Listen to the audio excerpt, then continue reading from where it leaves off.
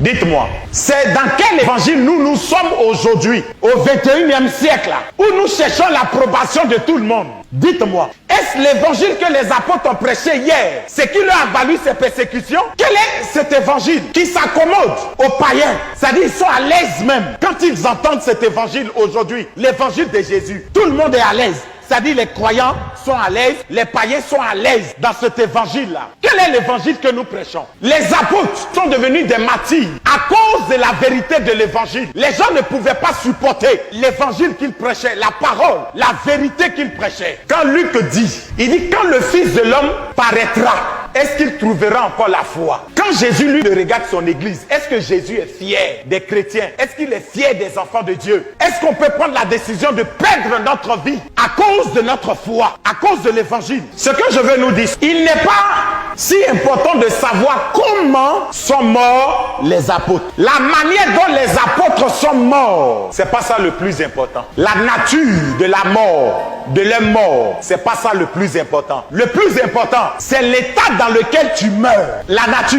de la mort. On peut mourir de toutes les manières. Tu peux sortir de chez toi et puis voiture te cogne, tu meurs. Même si tu es bishop, on peut mourir de maladie. 2 Rois 13, le verset 14. Élisée était atteint de la maladie dont il mourut. Donc Élisée est mort de quoi? De maladie. Donc la nature de la mort importe peu. La mort ne prévient pas. C'est pourquoi pendant que tu es vivant, tu dois te préparer à la rencontre de Dieu. Et comme nul ne connaît le moment, nul ne connaît l'heure, nous devrons être prêts à tout moment. Écoutez, quand nous venons à l'église, nous ne venons pas pour posséder la terre. Nous ne venons pas pour posséder le monde. Mais nous venons nous préparer à aller rencontrer le Seigneur. Si le Seigneur veut, il te donne le mariage.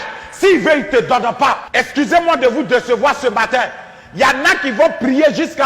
Elles ne seront jamais mariées avant de mourir. C'est pourquoi faites attention à l'évangile que vous entendez aujourd'hui. Ta manière de mourir ne t'arrêtera pas si tu dois aller au ciel. Dans quel état tu meurs? Préparons-nous à ça. Et même je peux dire à quelqu'un, il n'y a pas de temps de récréation.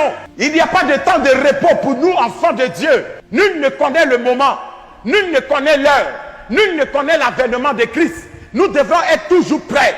Quand je me lève le matin pour aller au travail, je suis prêt. Si en cours de route, la mort se présente à moi, gloire à Dieu.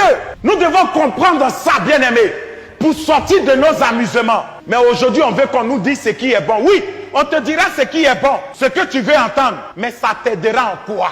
Pourquoi les apôtres ont accepté de mourir? Sachant que ce qui les attendait était des choses atroces. C'est-à-dire qu'ils allaient mourir par des morts atroces. Mais pourquoi ils ont accepté quand même? Parce qu'ils ont cru en la mort et à la résurrection de Jésus. S'ils n'avaient pas une confiance de la résurrection de Jésus, de la vérité, de la prédication de Jésus, ils ne seraient jamais donnés à la mort. Mais c'est parce qu'ils avaient cette certitude-là qu'ils ont accepté de payer le prix, qu'ils n'ont pas pu renier leur foi. Il y en a qui sont licenciés, ils ne marchent plus avec Jésus. Il y en a qui ont perdu de l'argent, même une forte somme, ils ont renié la foi. Parce que le plus souvent, la question qui revient, Jésus, où étais-tu? Pourquoi n'as-tu pas empêché cette situation-là de m'atteindre, de me fragiliser? Je suis découragé, je suis déçu. Quelle est ta foi? On dit eux, ils sont morts pour leur foi. Ils sont devenus des martyrs. Il y en a, on a coupé les têtes. Comment ils sont morts, ces apôtres? En défendant leur foi, en défendant Christ en eux. Souvent, on renie la foi sans le savoir. Jusqu'à où peux-tu aller pour défendre ta foi? Qui a dit que quand on marche avec Jésus, on aura tout ce qu'on veut? Quand nous venons dans la maison de Dieu, c'est pour nous préparer à aller à la rencontre du Seigneur. Si l'Éternel veut, il fait de toi l'homme le plus puissant, la femme la plus puissante au monde. S'il ne le veut pas, il ne le fait pas. Mais une chose est sûre, si tu meurs, la vie que tu auras au ciel sera meilleure que cette vie sur terre. C'est pourquoi Paul a dit, j'ai combattu le bon combat. Il dit, j'ai gardé la foi. À cause des garçons, tu abandonnes la foi, mais tu es perdu doublement et triplement. À cause de l'argent. Il y en a aujourd'hui qui vendent les âmes au diable pour avoir de l'argent. Est-ce qu'on peut garder notre foi? Même si tu n'as pas à manger, gardez ta foi. Même si on dit, on va couper ta tête. Ils ont déjà coupé la tête de certains. Tu n'es pas le premier qu'on coupe ta tête. On dit, on te prend tous tes biens. Pour le chrétien, la mort n'est pas la fin de toute vie, mais c'est un passage vers une autre vie. Il dit, ne vous en faites pas. Où je m'en vais là?